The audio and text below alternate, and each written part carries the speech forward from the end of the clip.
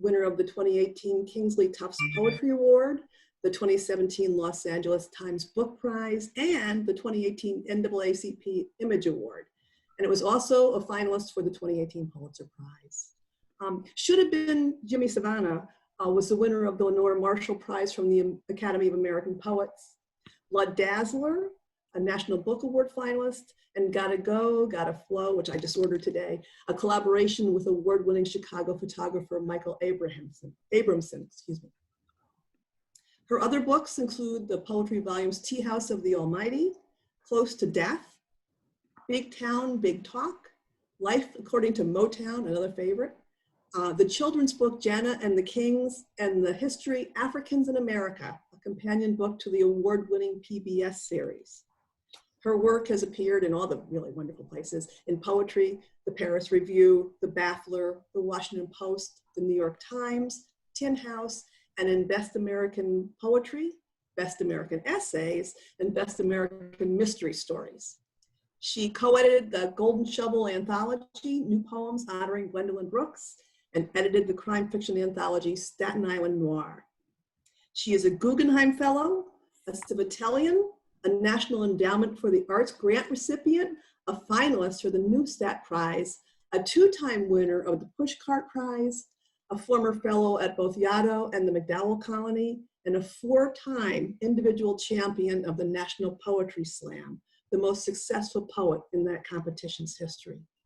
Patricia is a distinguished professor of the City University of New York and an instructor in the MFA program at Sierra Nevada University and in the Vermont College of Fine Arts postgraduate residency program.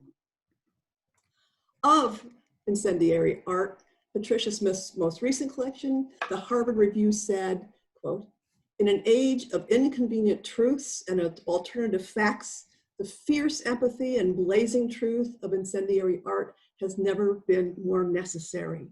These poems demand a reckoning." So you're invited to participate in that reckoning now. Please welcome Patricia Smith. Thank you, thank you, thank you. Thank you so much, Barb. That was very sweet of you. Thank you for the invitation. And I took a really good look at the exhibitions that you have, and I kind of wish I'd been a little bit more involved when I was there. That's a long story. I was going back and forth for a long time between two things to read. So I'm going to read, hopefully, I'm going to set a timer is what I'm going to do. I'm going to read a new poem. It's a multi-part poem, and I wanted to tell you just a little bit about it. A friend of mine who, I'm sure some of you probably get LitHub online, a friend of mine who's an editor at LitHub got in touch and said, I'm having writers write letters to the current time. And I thought of you, I thought you might want to write a letter. And then just at the end, he said, well, you know, you could also do a poem, but that'll be harder. And that's all, that was it. I said, I gotta do a poem now.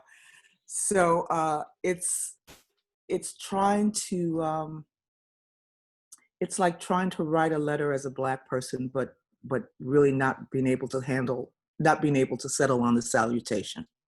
So that's what it is. All right. Salutations in search of. Dear floaters, bloated kin, dear flooded necks and reckless leapers manic for the flow. Though you are elegant in flight, your wrecks distress the ocean's floor. The stark tableaus of sliding skin and swarms of slither set to drumbeat in your hollows. This is free, proclaimed by slavers' scourge. Do you regret rebutting scar with water? Dear debris, the ocean mothers all your rampant funk and spurts her undulating arms for you. She likes to think that you are simply drunk with purpose. Dear, the voyage never knew your name. You rise in pieces, loved to death, at last unshackled. Time will hold your breath. Dear wild tumultuous, your mouth, dear God, your mouth in fevered skirmish with your tongue, denying sound for rope or goldenrod. Dear mouth, still bulging with Atlantic, wrung into its new. Your tangled words are lashed into the back, intending to explain the gritted teeth expected for a flash of rot, the hefted cock or breast, a chain that's wrenched away with clinging shreds of skin. Dear going to market, beauty on the block, seed driven deep. Dear chartered womb, within you squirms a tendency, a paradox. You trusted voyage, trust to ken, and found your tongue through tumult. Now you need a sound. Dear mute contrivance, graceless drudge, dear hexed. Dear wily roots and conjures, dear persist with your existence, flaunting all that flexed and bumptious brawn. Dear flagrantly dismissed, the writhing in the cottonwood. Dear flail and drip, dear runaway who runs the hell away. Dear prey for drooling cur, dear veil of Judas moon, its murmured decibel of light. Dear cautious measurer of splay and fury in a heedless star. Dear we. Dear woman who must now learn to unsay her purpose as a mute machine. Dear be that soft alive. Dear man whose fevered drum was lost at sea, what nouns will you become? Dear lurch and pirouette, dear flamed facade, dear eye that won't dissolve, your audience obsessed with shrinkage, fancies to applaud and whoop, but damn that eye and the suspense and dogged smolder of its wide aloud. Identified, of course, and doomed to swing, you vow to witness. Your enraptured crowd, delighting in your noosing as a thing to do not wish to be seen by you. Dear languid rumba, freakish scorch and sway, dear blackened reckoning, dear charred askew, dear stuff of nightmares seeping into day. The fire has died, there's nothing of you there, but they still see the fiction of your glare. Dear Langston, Zora, Louis, Josephine, dear Harlem, their rampaging stanzas, still explosive whether they are sugar lean pronouncements from a horn, the thrill of stories touting faces like the ones who hallelujah every time they read themselves, or, not to be undone, a pure astonishment of women. Need this nurture and this verb on dimming days. Dear give you back your name, dear higher ground, dear noontime strutter, balancing pisne and being Negro all upside that town. Dear swinger to a thicker harmony, dear everyone they said you couldn't be. Dear migrant on a greyhound, stunned upright, or crammed into a wheezing Plymouth, or bewildered by the rails soon to ignite beneath your seat. Dear locked and shuttered door with you on both the sides. Dear bound to be more partial to the heat. Folks say the chillin' old Chicago knows your bones. The key is birthing your own son and clutching till it walks with you. Dear you, already done, surrendering magnolias, feigning shame at chitlins, holding that amusing gun to your own truant heart. Dear faultless aim, dear northern body scrubs at what it must, that wily scarlet slap of southern dust. Dear edgy citizen, dear crazed careen through multitudes of all the same as you, your skittish eyes outstretched, dear seen, and then as if on cue, unseen. You knew enough to heed the itchy siren song that cooed you through the rusty yawning maws of factories. Dear often in the wrong direction. Dear Chicago digs its claws in you, the rank air gorgeous with disease and pay stubs, Mayor Daley's startling swell, his pocked and blustered face, an odd reprise of those you thought you'd left behind. Dear bell that keeps on ringing, blues that hit their mark and make you dance all righteous in the dark. Dear still a nigger in all moors of light, dear bullseye, trees rise up on spindly toes whenever all your skin strolls by. Dear quite mistake of you, the way you dare expose your neck and walk as if you own a thing. Dear blue on you, and don't you wish there was a ship, one chance to take a frenzied wing into the ocean? Nothing but the buzz of flashers pinning you against the past.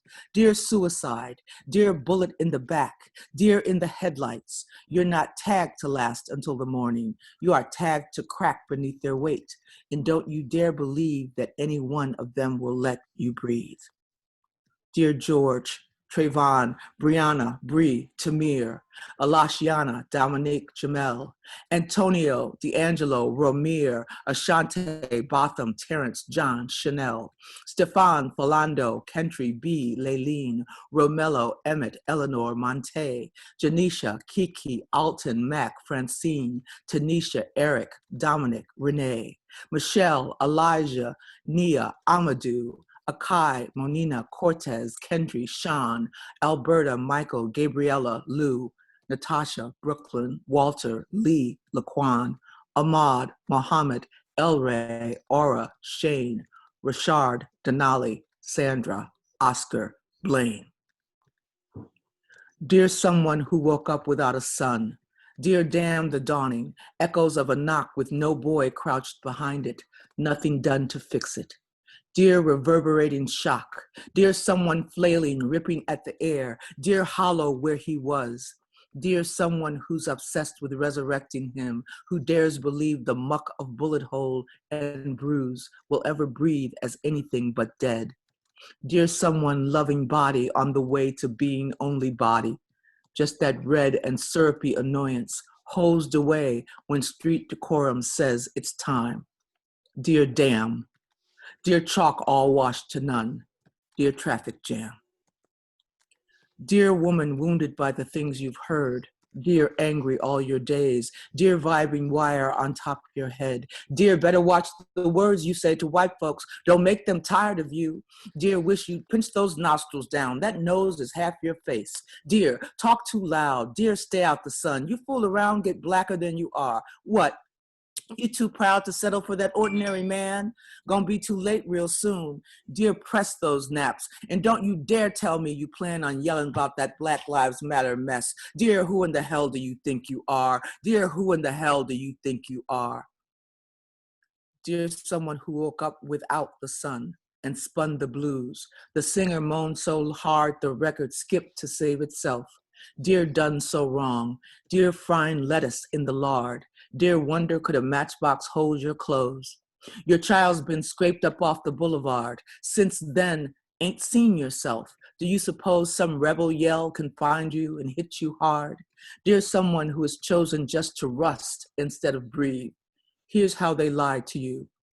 Your child will keep on dying, and you must keep clicking play to watch him blue and blue until he trends.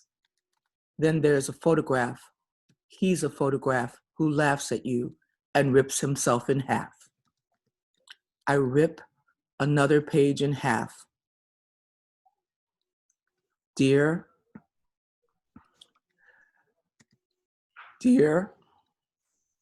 and start again. Dear floaters, bloated kin, dear flooded necks, dear wild tumultuous, your mouth, dear God, dear mute contrivance, graceless drudge, dear hex, dear lurch and pirouette, dear flamed facade, dear Langston, Zora, Louis, Josephine, dear migrant on a greyhound, stunned upright, dear edgy citizen, dear crazed Corrine, dear still a nigger in all modes of light, dear George, Trayvon, Brianna, Bree, Tamir, dear someone who woke up without a sun, dear woman wounded by the things you hear, dear anyone who wakes up without the sun. Yeah. Thank you. And I'll do one more short one, and that should be the time.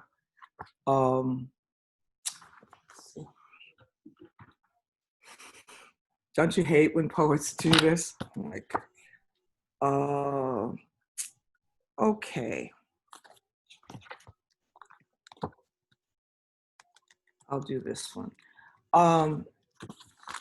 The first time I've had the good fortune to travel a lot as a poet, see a lot of places that I probably wouldn't have seen otherwise. One of the first trips that I took, I was doing a poetry festival in Asheville, North Carolina, and a young woman came up to me and she said, I really wish that my students could hear you. And she was from Miami. And I said, well, why can't they? She said, well, we don't have any money.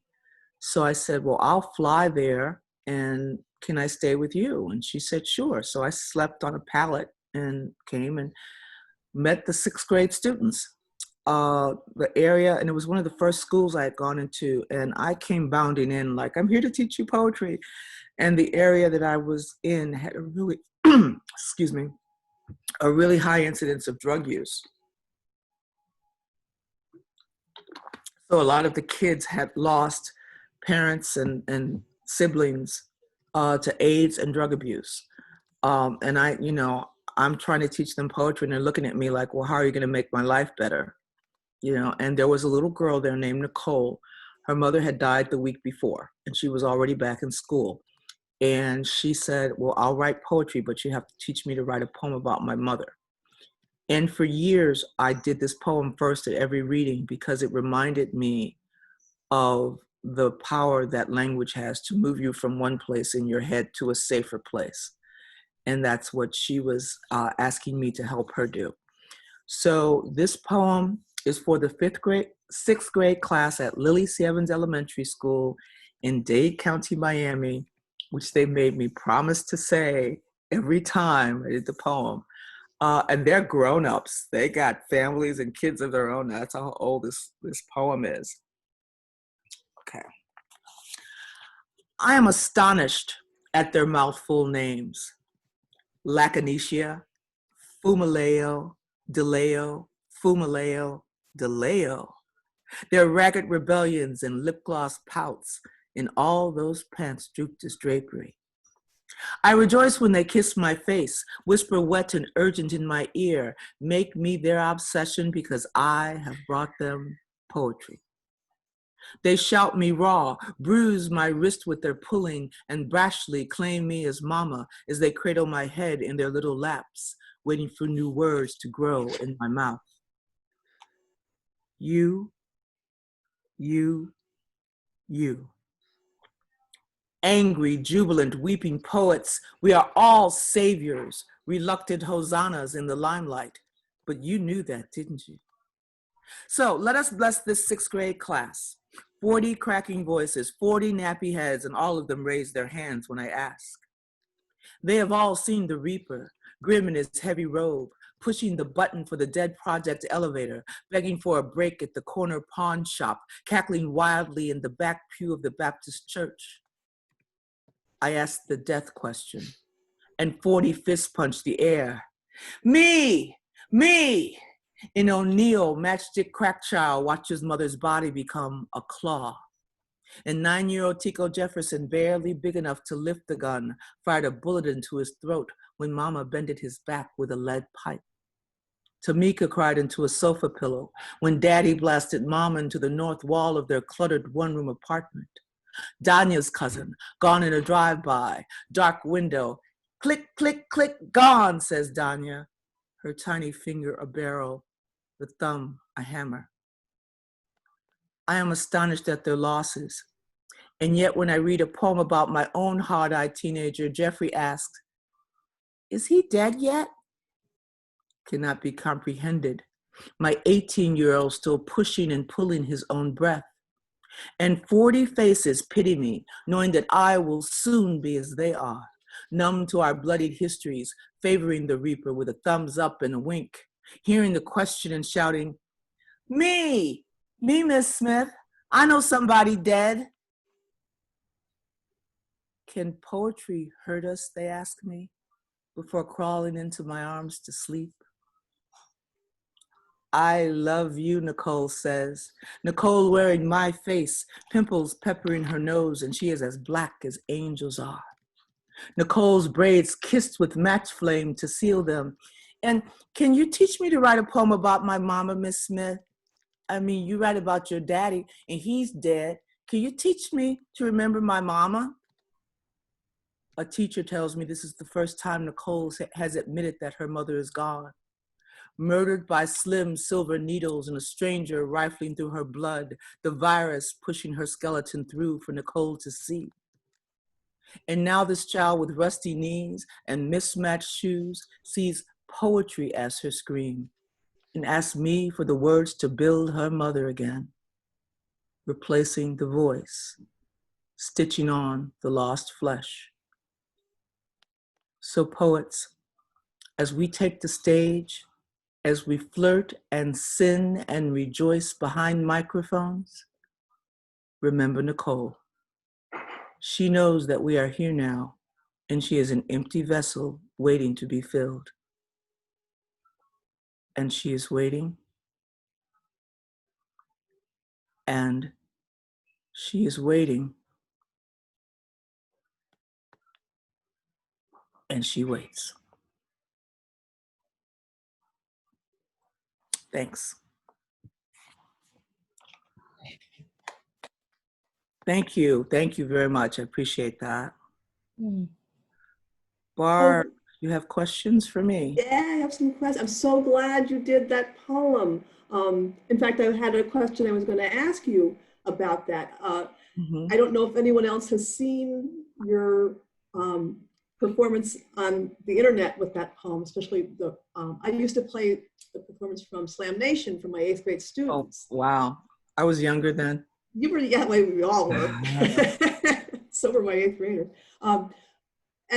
But what I find enchanting is the delivery has changed. You've dialed it back so much. I saw you read it. I think it was in Italy or France in online recently. And speak to that if you would, how the transition from being a performance poet, being a slam poet, to now being more of a printed page poet, how it affects your delivery when you're reading. All right, so that whole, I got introduced to poetry by getting up on stage and doing it. And for a long time, there was this very strange chasm where the so-called performance poets and the so-called academic poets were just glaring at each other like we didn't all use language. You know, we all of a sudden, we had big audiences and they had the grant money.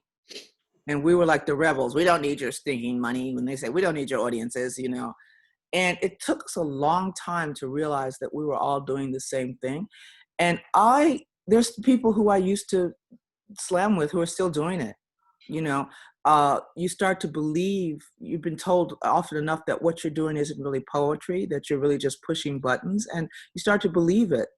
And so you start to be worried about what real poets are going to say, you know. And once I realized we were doing the same thing, and then I got stubborn. I said, you know, the whole of the canon belongs to me. If I'm a writer, that doesn't mean I'm a writer in this realm or this realm. It's all mine. I want to find out all about all of it, you know. So I think I wouldn't have come up any other way. I wouldn't have wanted to come up any other way because it gives me a real sense of audience, and that has a lot to do with the differences you might see in the performance of a piece. And the only reason I didn't look at the book is because I had done that second poem so many times that it's ingrained. But if I was in a school where I knew there had been some violence and the kids have problems, you know, talking about it, and they're coming to school with, you know, heavy shoulders, burdens, things that happened, you know, I may read it with more urgency, more, you know, to wake them up a little bit, to let them know that there's somebody who grew up like they did. You know, when, like today, when I did a craft talk, and I have a lot of the craft issues in my head. And so I did it slower so somebody who's listening for craft movements in it can hear and identify them. The best thing that happened in the transition was I got really hungry to learn form and meter, which was not that far from what I was doing, you know, on stage. And it's a perfect meld now. You know, I still think about audience. I still think about the way the words reach the air. I still get mad when I go to a reading and the poet puts the book in front of their face and drones for 45 minutes, as if they can't recreate the excitement they had when they, you know, ran to the computer, then why am I sitting there? You know, I read it at home aloud and put more meaning and feeling into it than you're reading now before 500 people. So, and not to say everybody's a great reader, but that's something that you have to kind of take into consideration, that you're trying to grow a community of people who love poetry.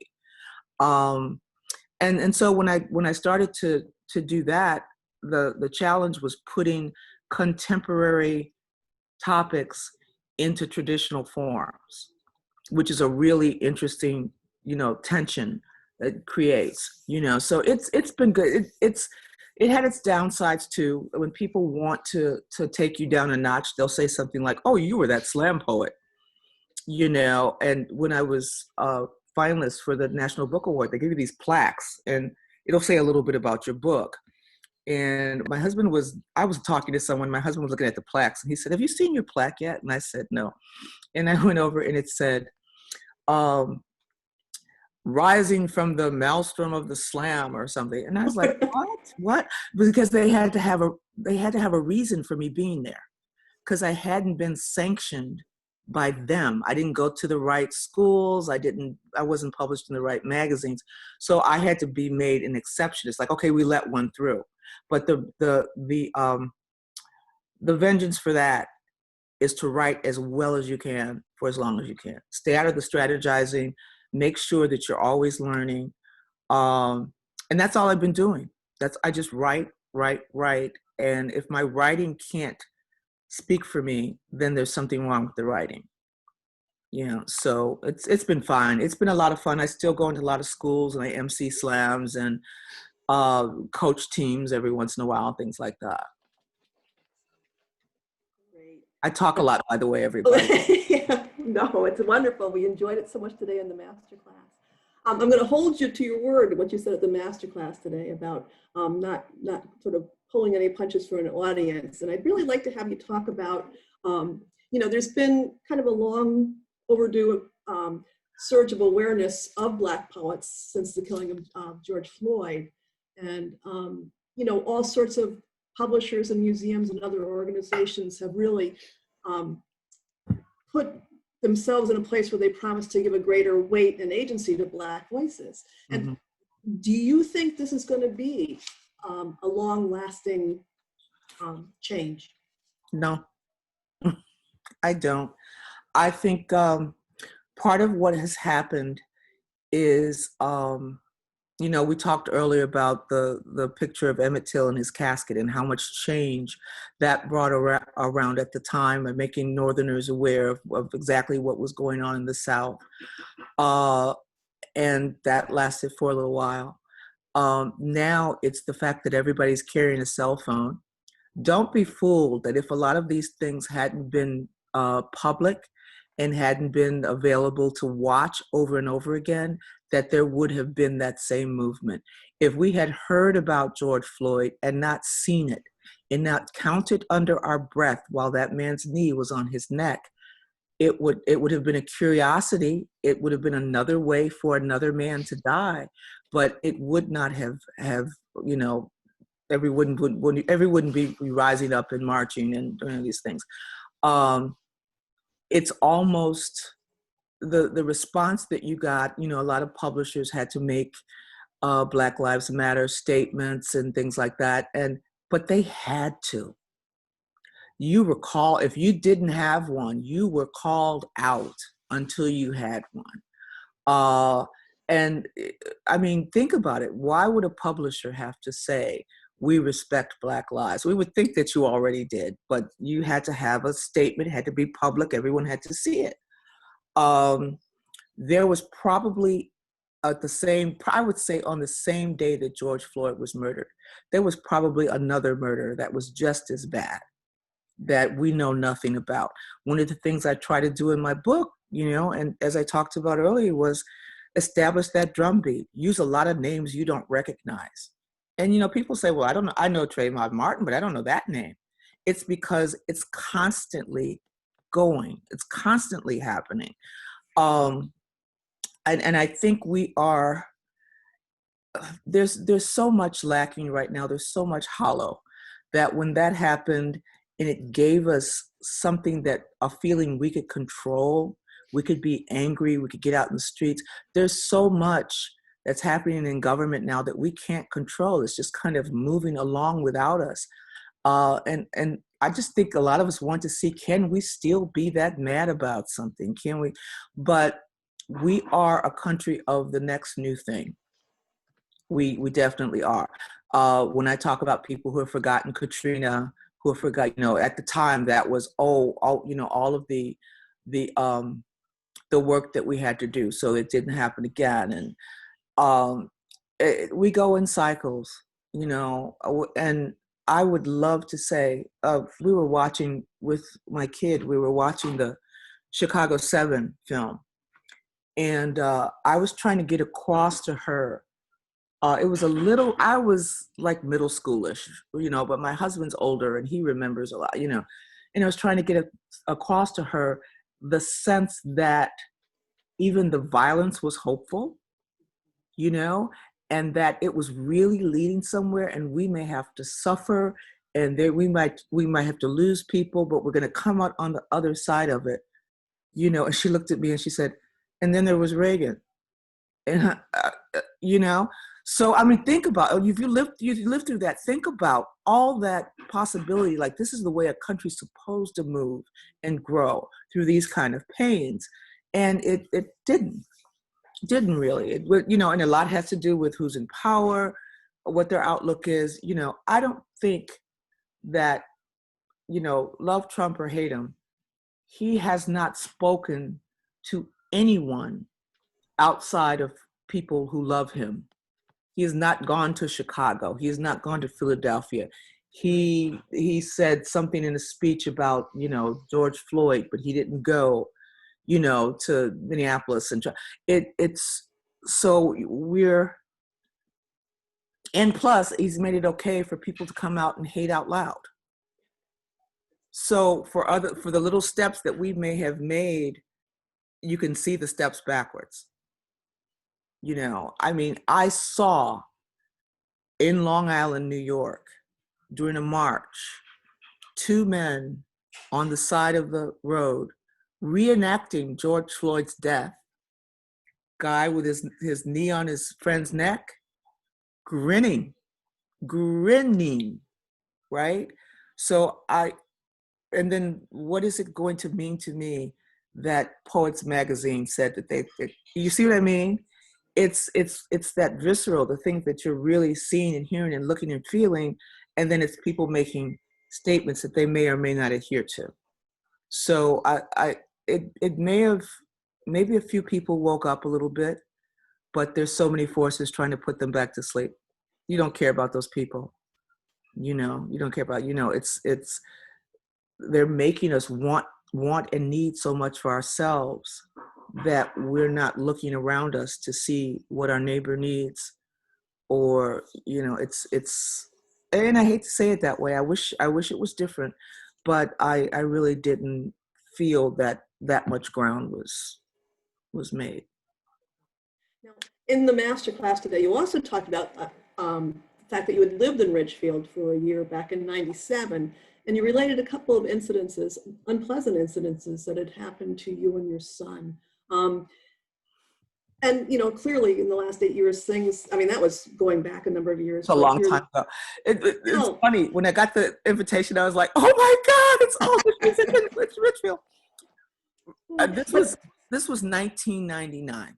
99, okay. Okay. But still, this pristine little community. It's gorgeous.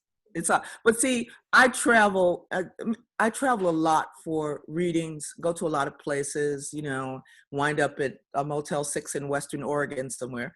And I have to ask the people who have brought me there, can I go for a walk? Is it safe for me to go for a walk? And if I do, which way should I go? And I'm from Chicago. There are places in Chicago, one of the country's most segregated cities. You can't go. Your mother has to teach you to get off the bus before you get to certain streets. You can't be certain places after dark unless you're coming from work. You can't just be, So that's a reality in a lot of different places. So, and I love walking and meeting new people and discovering and stuff, but I know, for a fact that I have to be careful doing that. And so even the appearance of Ridgefield, it was like it stepped out of a picture book somewhere, you know? And I was like, whoa, whoa, you know? And then when you don't see anybody who looks like you, then, you know, maybe you're fine. That doesn't mean that it's hostile or anything.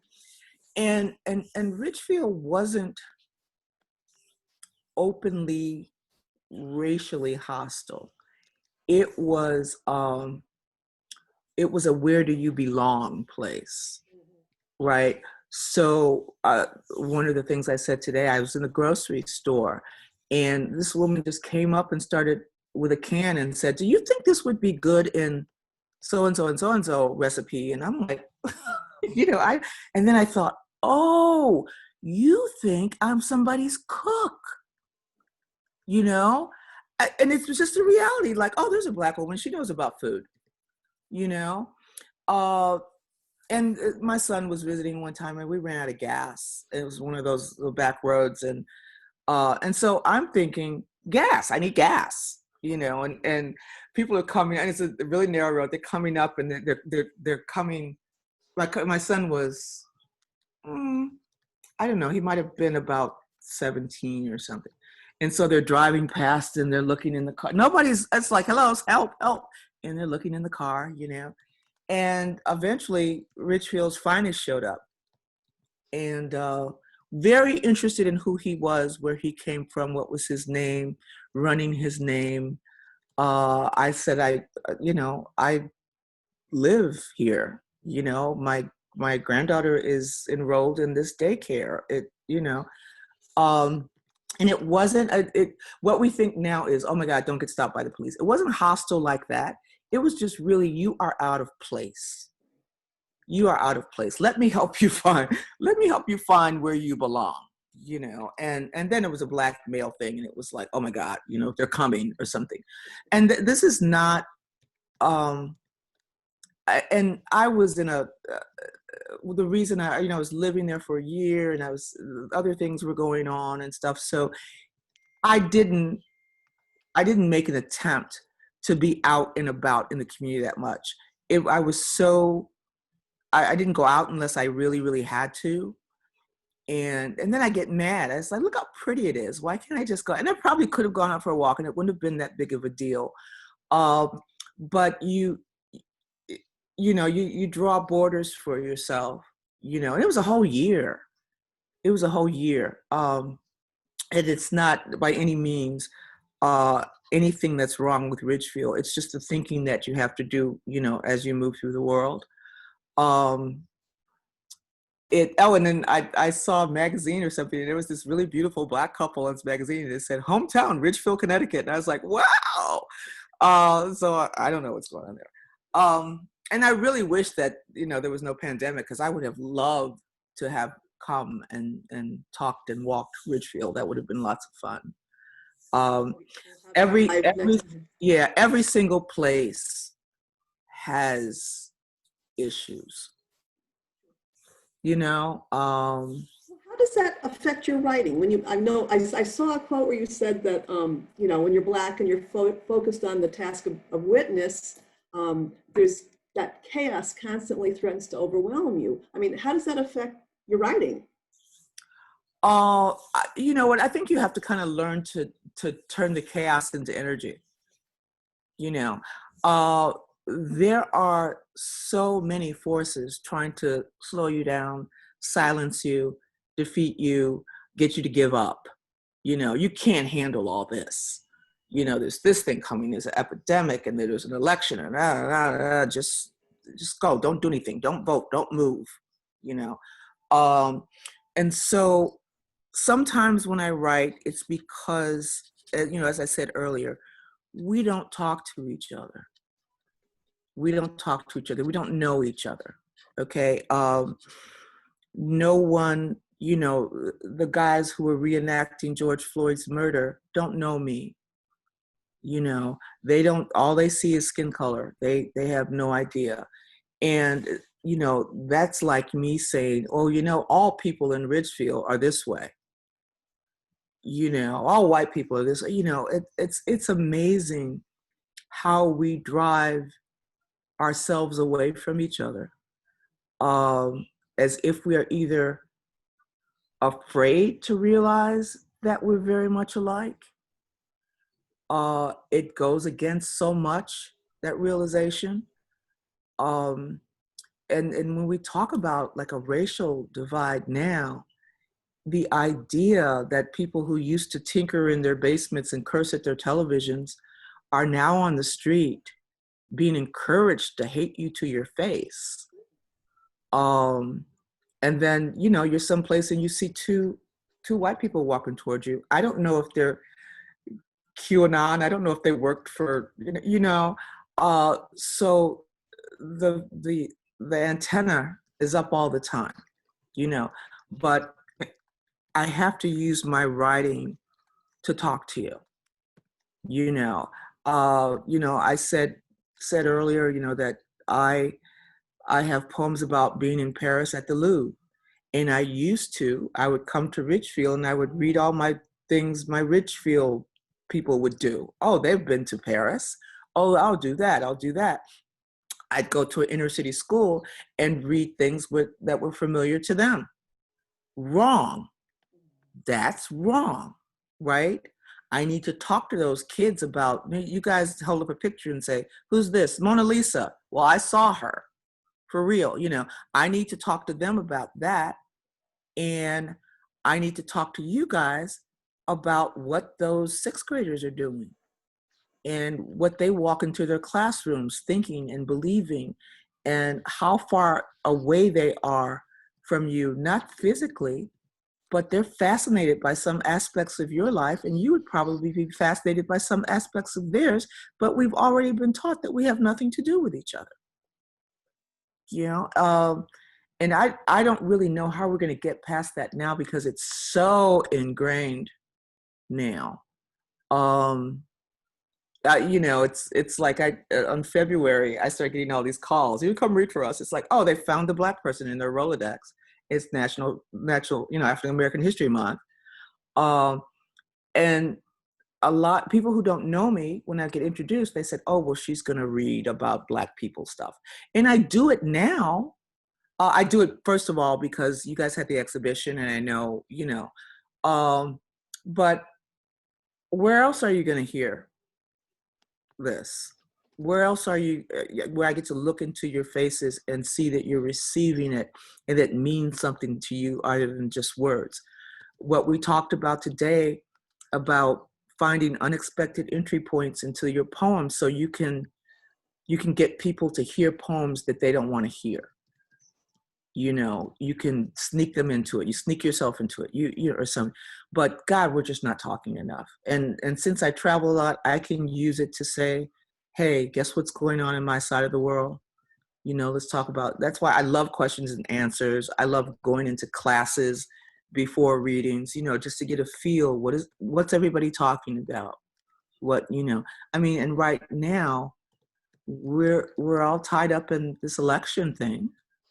And meanwhile, people are still getting killed. But we tend to put all of our energy into one thing.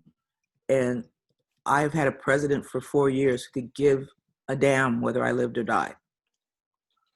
Just not even an issue, And because there's violence in the city where I grew up, he calls it a bad city. He's going to send in the National Guard. He's going to do, how about coming and talking to them? It's all like this military force and these things like this. So I think I just write about as much of it as I can and speak it in as many places as I can. So at least there's conversation, at least there's a beginning point for, some sort of thought on it. Now, I have a couple of questions. There are probably a lot of poets here again tonight, as there were this afternoon in the master class. Oh, yes. Yeah. And as I mentioned to you before, you're only 4 days younger than I am. And I read that you were 53 when you began your MFA program. Yep. And everybody's like, what? What? And Blood Dazzler had already been published, and you had, what, 500? Okay. No. Oh, I'm sorry. Okay, no, but Blood Dazzler, I was writing Blood Dazzler when I started, I had most of it finished, but when I started my MFA program, my Okay. MFA program was, you know how people talk about poetry but don't know what they're talking about? Like you're in a conversation and you go, oh yes, William Carlos Williams, yes, of course. And you're just faking through it because you have no idea, right? And I realized I didn't know, I knew who the important poets were, but I didn't know who they had influenced and who had influenced them. So I had no real sense of lineage, you know. So to go into the MFA program, I'm in the front row every time they start talking about some poet like you already know him. My hand goes up, says, excuse me, can you recommend a couple of books? You know, I don't really know who Tom Gunn is, or I don't really know, you know. And because if you're not going to do it for yourself, you're going to fake your way through your MFA program, you're going to leave it in debt, not knowing any more than you knew when you got in there, you know. So it was, you know, making a woman cry because I don't like Emily Dickinson. This professor was like, you're a woman, you have to like, and I said, no, I don't. I said, nothing's really clicking with me that way. I said, you know what I appreciate? Your passion. Your passion is going to make me check that out. I'll read it, but I'm not automatically, because I'm female, going to feel the same way that you feel.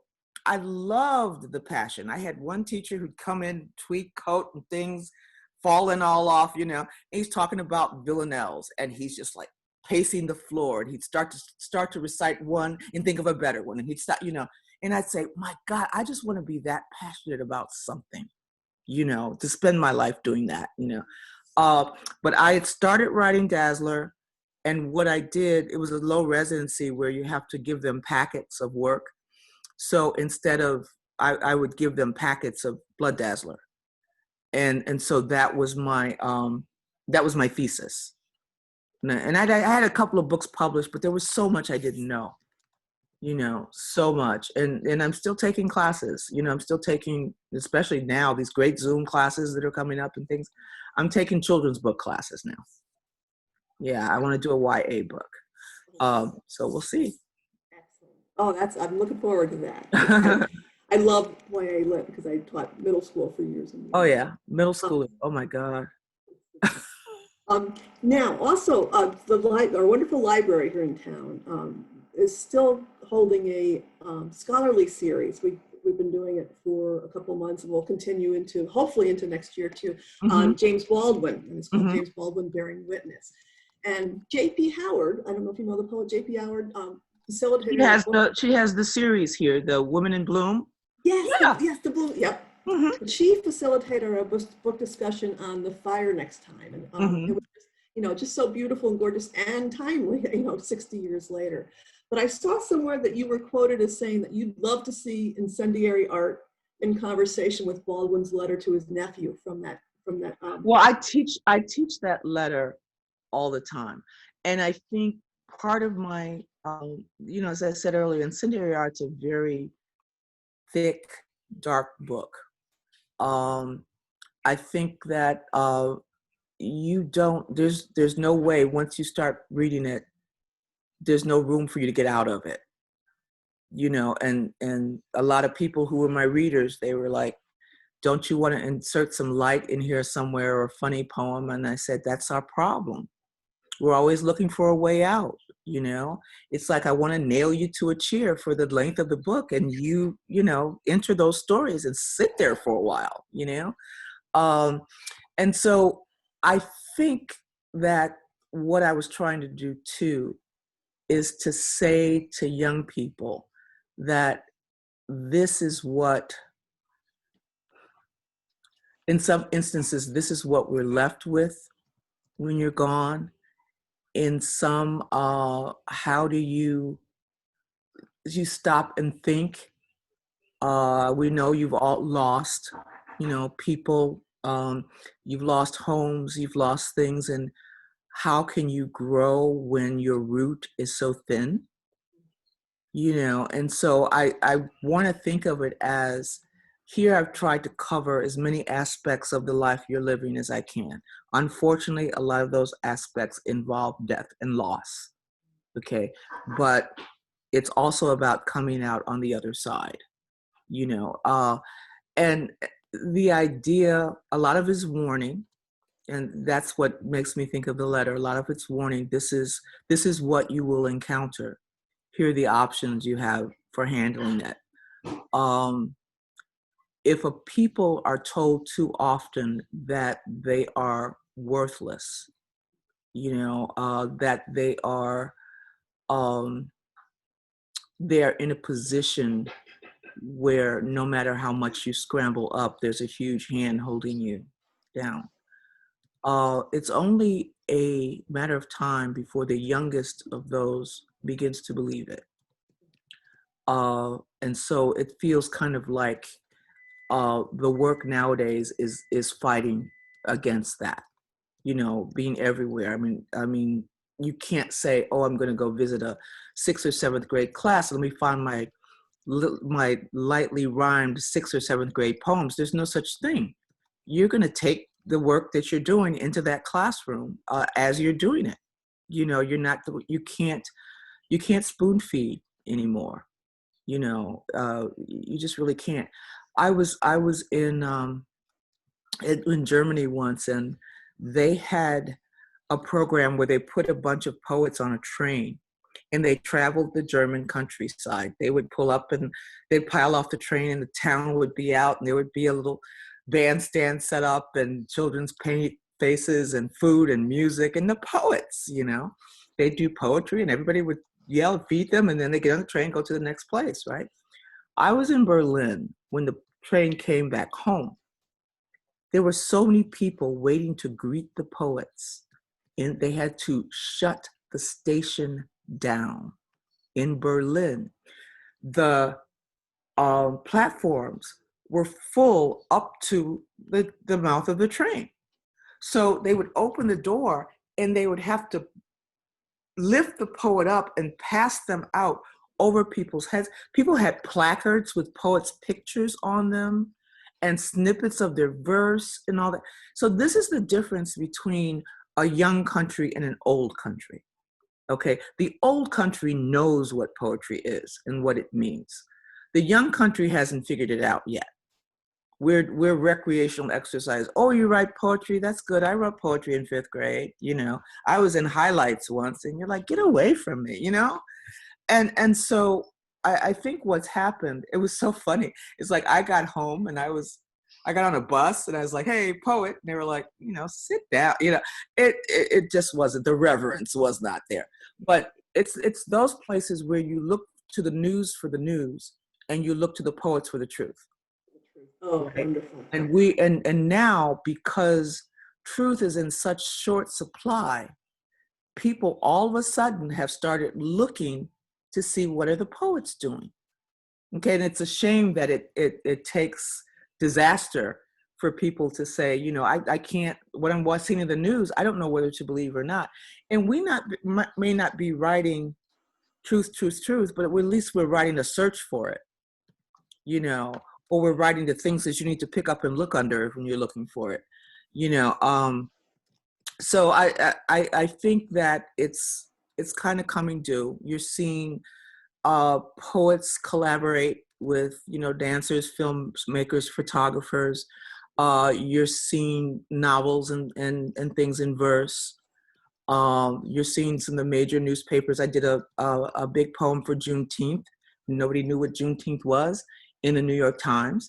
And they didn't do anything about Juneteenth the year before, but it was during that time when everybody was like, okay, what else do we need to do? And some of that takes hold. You know, when you ask a poet nowadays, it puts a lot of responsibility on the poet to be a witness. If you ask a poet what their book is about, no one ever used to do that. You just did poems until you had enough poems for a book. You put them in some sort of measurable order, and then you put it out. Now it's like, what's my book about? So what are you addressing? What are you going to change with this book? Who's your audience? You know, so it's a lot like, you know, doing a book of essays or something where you have, you know, you see very few books now that are just like collected. there's some sort of narrative arc, or there's an underlying topic or movement, and it's mostly social issues. Yes, exactly. Increasingly so. Hey, I know Namulan has a question for you. Nam, you had a question that you wanted and then we'll also open it up to other people. Okay. Hi, Patricia. Hi. I was just thinking, like, so much of what you're saying today, it's really making me think about, like, kind of the role that you inhabit in challenging others and being kind of an instigator through kind of the work that you do. And what do you think that a cultural institution like the Aldridge and, the roles that Barb and I and all of my colleagues play, we have a real responsibility in the work that we do, and what could we be challenged to do further so that we don't fall into those trappings of not really changing, and especially in the light of this year and all the realizations we're all coming across. Well, one of the things, and this is me not knowing what you're doing already. I mean, I'm glad that one of my invitation things mentioned the exhibit, and so I got on the website and kind of bounced around for a while and looked to see what you were doing. But as long as there's a big difference between having the presence of a voice of a people, voices of color or whatever, as and now coming special exhibition thing, or realizing that just because your immediate surroundings aren't really your immediate surroundings. Right. Your immediate surroundings go way out. Your immediate surroundings are like Hartford and because of that curiosity that I talked about before, there should always be, and I'm not just talking about Black people or anything like that, but different aspects of the voice, whether it be music, whether it be blues, a sound, a blues sonic sound thing with blues poetry. There should be, maybe like a history of Motown, which teaches, or early filmmakers, or Black Westerns or Native Americans, just something that this would be, it needs to just be what you do. It needs to be what you do and get people looking forward to, this is great. I wonder what the next round's going to be, or sometimes even if you have an exhibit that's not, and you want to counter it with something that gives you two sides of something, you can have, and I don't know how many, I've met a lot of poets today, but it would be great to have some of the poets in the community do ekphrastic work on the African American exhibition you have now. What do the poets in Richfield see when they look at these portraits? You can always, especially, I can't tell you how happy I am about Zoom. I'm not happy about the pandemic, but the fact that you really do kind of have the whole world at your disposal in terms of getting people to come in and do kind of cross-cultural work and cross-genre work too. And that's what I'm most excited about. It's like, here's some poems. I'm going to give these poems to a musician from Ghana, and I'm going to see how he interprets this work. Or I'm going to give a camera to someone who's not a photographer and have them do, I don't know, what Black Lives Matter or what. You see what I mean? I mean, just there's nothing that your imagination can come up with that would be out of, it's an exploratory thing, and sometimes it might fall flat, and that's the thing, it's not always going to be perfect, but to have, you could have classes at the museum where you have writers or somebody zoom in and decide what you want to do, have us give writing exercises. Or I had one where I just had a group of headlines that nobody knew about any of the stories. And I said, this is from one newspaper. Mhm. So we're going to write persona poems, Mhm. you know, and what you're going to have to get across is you're going to have to get across from maybe the people that in Ridgefield saying, that's not what I do.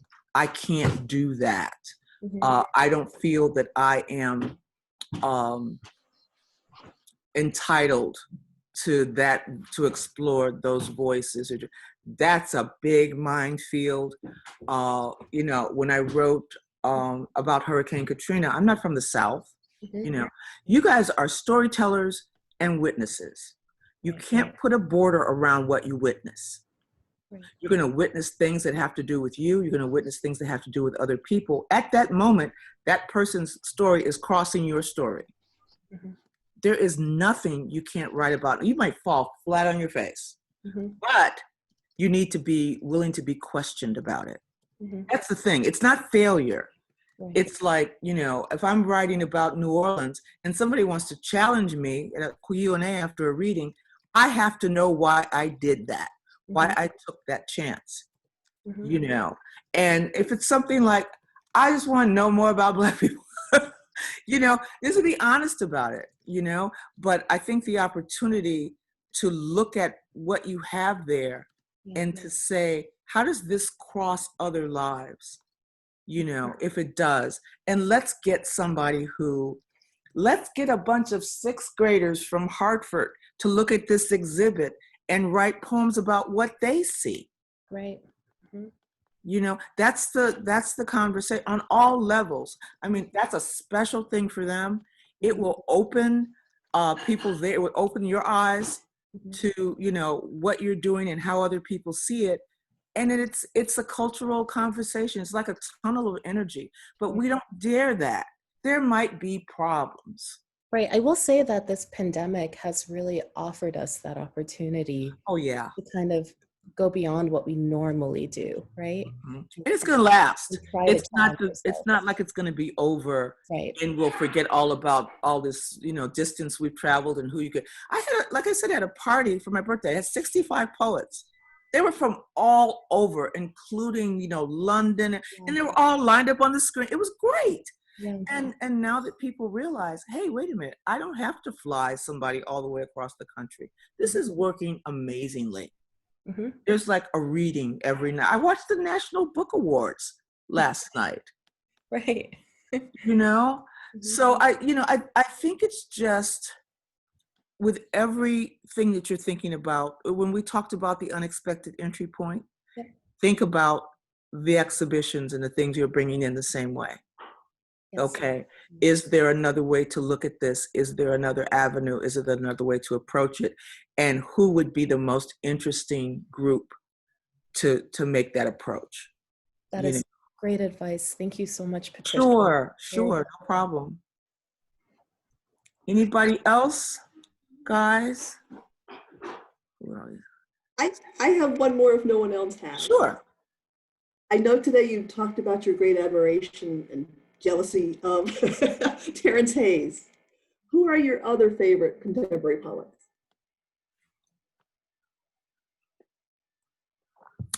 Terrence drives me crazy. I'm going to say that again. I just have to say it. Hey, if I could reach his neck, I would just choke him. No, he's one of my best friends. I love him. I also mentioned Tyemba Jess. Those of you who have not seen Tyemba Jess's, I'll put this in the chat just to Thehimba Jess. He has 2 books. First one's called Lead Belly. That was about 2006. And then Olio, which won the Pulitzer in 2016. So it's 10 years between books. Patience, patience. He does wild, crazy things we talked about earlier. I love him. I love Stephen Dobbins. Yes. Nobody thinks that. People think that when they ask me who my favorite poets are, I'm just going to reel off all these Black people. Stephen Dobbins, what I used to do is go to used bookstores, go to poetry section, start to pull out books. I'd read the first 3 poems because I didn't know who I was supposed to be reading. I did, you know, and if it caught me in the first three, and I pulled out Stephen Dobbins' book called Cemetery Nights. Okay, Stephen Dobbins. And it was all about those little horrors that happen to us that we pave over and think they're out of our lives completely. The little things that happen, and that if we turn around after we're writers, the pavement is going like this because all that stuff still needs to be confronted and addressed as a, you know. And he has a poem, starts out really, this is the poem that did it for me. It's called The Gun. And a kid is trapped in a garage with a little older kid. And the kid's playing with him, trying to, you know, threaten him and stuff, and tells him to pull his pants down. And then he finds he's got a gun, probably not loaded, probably belonged to, and so he terrorizes this kid for a while, you know, and then the kid pees his pants, and the guy gets disgusted. He says, "Oh, you baby, get," you know, and the kid comes out of the garage, and the last lines were, "Where's that sense of the world I woke with this morning? Now it is going. Now it has gone away." And I was like, oh, you know, I mean, and think how many things happened in your childhood that you were a totally different person after it happened, you know. And I wasn't really writing that much then. I didn't have any discipline about my writing. But the idea, I just thought, you can write about that stuff? You can, you know, he opened up, and there's nobody that's more of a white male than Stephen. You see his white hair, right? You know, he's real pale. He's this big hulking guy, you know. And then I got to meet him later. It was like I still have rock star people that in poetry that I'm like, oh, you know. I am a big Gwendolyn Brooks fan. If I could write like Gwendolyn Brooks, I just, you know, there was something, language entered her one way and then came out differently, you know?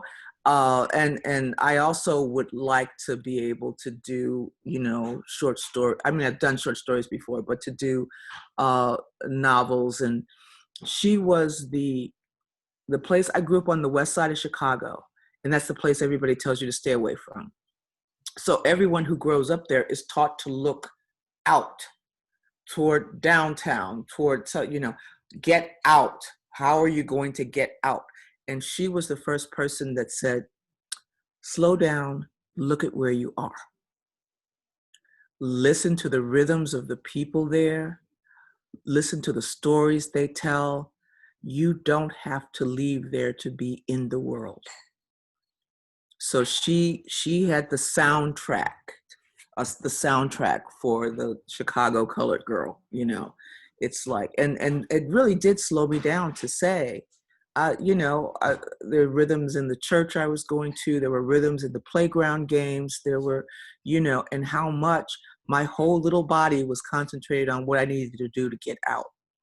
And that there was beauty, you know, when we talked about before, look for beauty where people don't necessarily think there's beauty, and it was always there. So, and that was a really important lesson. That was a really important lesson. What is my discipline for writing? All right, don't freak out when I say this. Don't. Okay. 10 pages a day. Now, not 10 pages of perfect poetry, not 10 pages of perfect revisions, okay? 10 pages toward your art. For instance, if you are writing a poem with a fireman in it, and you want to know what it's like to run into a fire, and you find an interview with a rookie fireman, and you take notes from that interview that are going to help you in your poem, those notes are part of your 10 pages. Okay, if you have been jotting things on the back of receipts and into, you know, saying things into your voice recorder, and you have all these ideas, you know, you start to flesh out an idea. Why did I think this was such a good idea? Part of your 10 pages. All of it moves you closer to a poem or two or three. So you have to start thinking. You would not go to work and sit there for 8 hours and say, okay, see you guys later, you know? And until you start thinking of your poetry as the same kind of commitment, it's not going to work for you. It's going to always feel like something you can do when you have time, or something you can, there's a commitment there. If you go out dancing and you don't get home until midnight and you only have 3 pages, you're not going to bed. Granted, it's going to be like really big handwriting. Believe me, but it's got to come to, and you will feel, even if you have to stay up late, you will feel, I have paid tribute to what I'm passionate about. Okay, you would never ever, think about just skipping work and not calling in. Somebody's got to know that, you're either not coming or you'll be there late or something. You owe your poetry that same respect. I'm clocking in. I'm clocking in for my, you don't have to sit down and do them all at once. Do them throughout the day. The pages, the notes that people took during the craft talk today, that's in there. That should go in there 10 pages. Ideas you get watching reading on Zoom or something. Believe me, they're all over the place. There's so many readings. An idea that you get from another poet, a line that you like, a snippet of conversation you hear in a coffee shop that, someone who may become, part of a poem or a character in a short story or something. All that, you are paying it for. You're like putting cash in your little poetry bank. And when you get to your 10 pages, you can sleep, you can review them the next day, but there always has to be 10 pages every day. I didn't start out with 10. I started out with 3. I went to 5. I started spilling over the 5. I said, oh, well, let's see if we can do 10. And it's that commitment. It's that, oh, I really don't feel like it. You think about poetry all the time. You don't write it all the time, but you think about it all the time. And even if, if you don't think that you can do it, find a prompt. Write from a prompt. Write an ABCdarian. Say, do something fun. Try a new form. Or, so you fail at it, so what? It was 2 pages. Yeah. So you're teaching yourself. So that's the discipline. And that's something that works even if you have chaotic days where you can't sit down for any real length of time. Whenever you do, you can have a legal pad on 3 different tables if you want. Just make sure it equals 10 pages before you go to sleep. It's there's nothing like it. There really is, and it's pliable. It's not that feeling you get when you say, "Oh, I've got time," and you sit down and you want a poem to come. I've got time to write a poem, and nothing comes. You don't do that. Just say, what are some great ideas for poems? What am I mad about? What am I sad about? What did I hear? What did I do? How do I feel about not being able to go to Thanksgiving this year? What am I going to miss? Are you happy you don't have to go to Thanksgiving? A lot of people are happy. Pandemic. Oh my God, pandemic. Is it ever going to end? But what's going on there? Write an inaugural poem. What should be in the inaugural poem? So anyway, so that's my discipline for what it's worth. Okay, cool. Yep, that's everything you're giving us is valuable. Anyone else have a question or a comment or? I have something just to follow up on that idea about the inauguration, about the idea that we're a young country and that poets are appreciated, in other countries in another way. Seems like poetry can say things that need to be said that don't get said. Mm-hmm. So how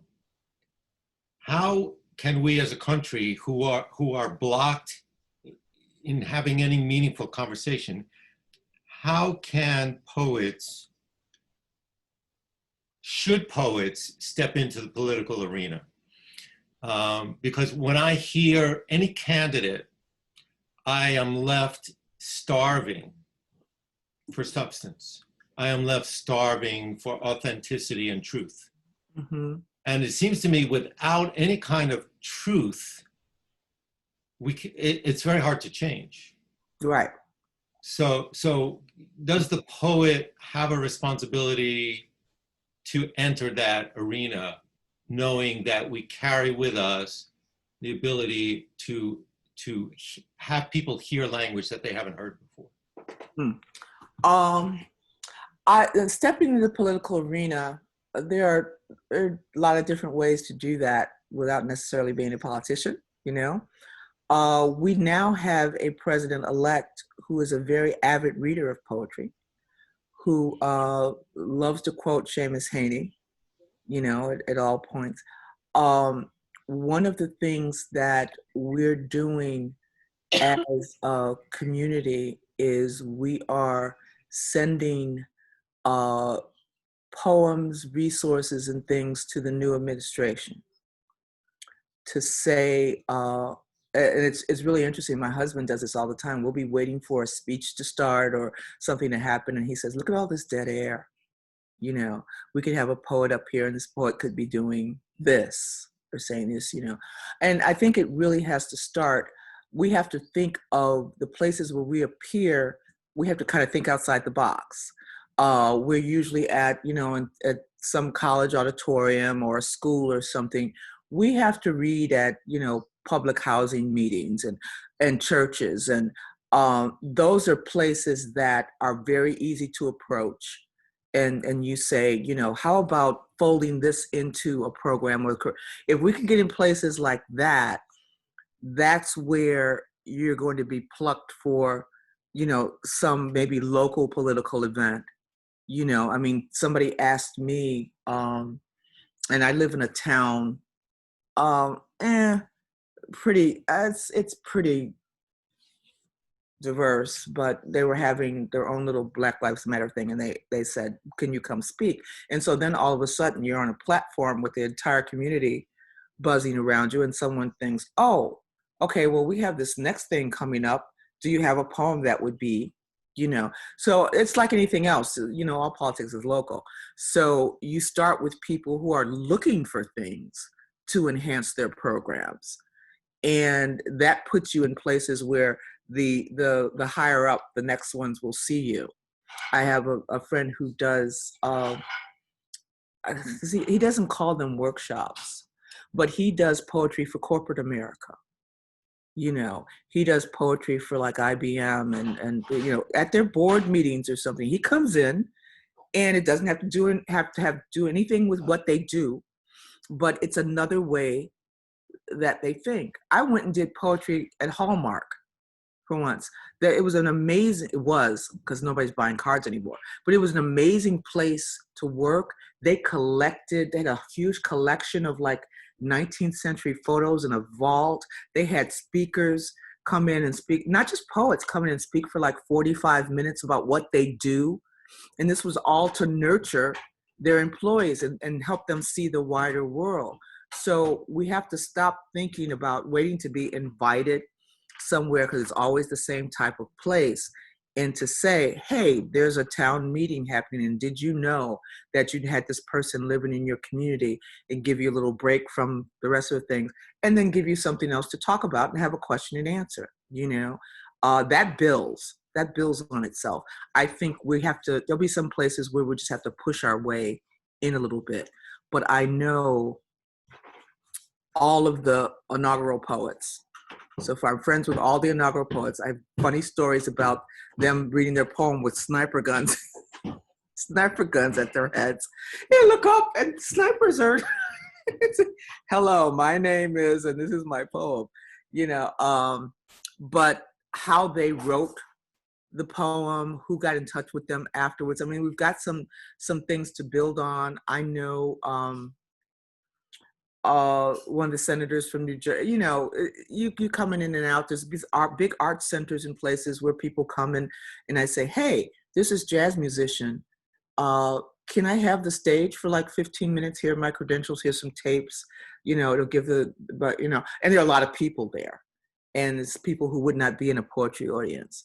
So I think, you know, we offer ourselves to smaller places of that kind. And pretty soon, I think by word of mouth, by you pushing harder and harder and going a little bit deeper each time, that you will wind up in those spaces where you need to be. And the New York Times, there were 2 poems that the New York printed of mine, and one was there was a big Juneteenth pullout, and there was a big, you know, it was like this massive poem. So I think even the journalists are thinking, publishers and stuff are thinking about, you know, the 1619 Project, you know, all these things. They're thinking about the audience that they're reaching and thinking about the artistic part of that audience, you know, hungry for an artist reading on, you know, what else is going on here. And pretty soon, once we see that, we just have to take the initiative and say, why don't you do once a week, you know, Poet's Corner or something, where you can have a different poet where they comment on something in the news, they write about something in the news. So I don't think we're that far from that. And I do think that the responsibility exists, and it's, I think, stronger than it ever was to say that we own, because people are trying to get us to listen to one voice, you know, and the more that the varied voices can rise up and say things, the weaker the one voice will get. And that's where we are right now. Okay, no problem at all. You have been so generous with your time, Patricia. Oh, no problem. I love talking about poetry. You guys were great. I had such a good, and it helps me, kind of fuels me when I have like a craft talk or something, because I have that stuff still in my head. And we're all alone in our little boxes. So it's like people who need people. Yeah, so it was fun. I had a great time. I hope I helped those of you who are writers. And, you know, those of you who aren't, I hope I helped you too, or at least said something entertaining. And thank you very much for this invitation. I thoroughly enjoyed it. Thank you. And everyone else who attended, was there someone else had a question? Nope. Anyway, thank you everyone for coming. Nam, do you have anything more you want to insert here? I thank everyone for joining us tonight, and thank you so much, Patricia, for spending your day with us. You're welcome. And I will send those materials to Leslie, and I'll just let her handle it. I'll do that as soon as I get off. Thank you so much. Okay, no problem. Bye, everybody. Bye. Bye. Bye. See you guys. Thank you. Bye.